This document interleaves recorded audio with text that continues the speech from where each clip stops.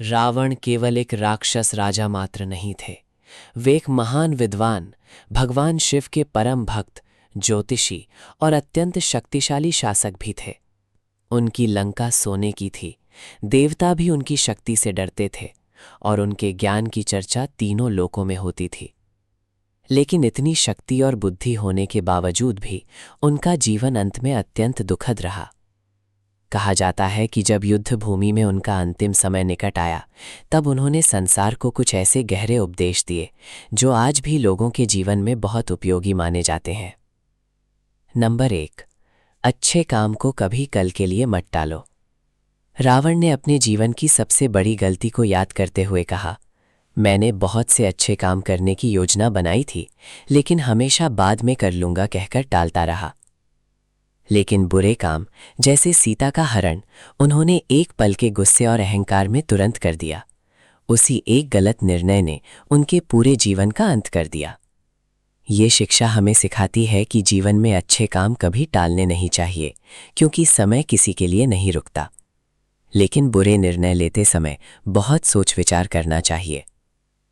Number 2, अहंकार मनुष्य का सबसे बड़ा शत्रु है। रावण के पास शक्ति, धन, विद्या और राज्य सब कुछ था, लेकिन धीरे धीरे उन्हें अपनी शक्ति पर इतना घमंड हो गया कि वे खुद को अजेय समझने लगे। उनके भाई विभीषण ने कई बार उन्हें सही रास्ता दिखाने की कोशिश की, लेकिन अहंकार के कारण रावण ने किसी की बात नहीं सुनी। अंततः उनका विनाश शत्रु की शक्ति से नहीं, बल्कि उनके अपने घमंड से हुआ।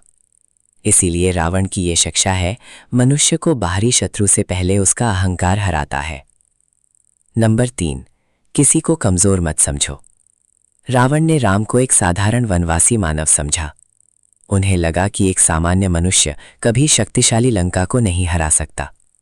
लेकिन उसी साधारण मनुष्य ने वानर सेना बनाई, समुद्र पर पुल बनाया और अंत में लंका पर विजय प्राप्त की।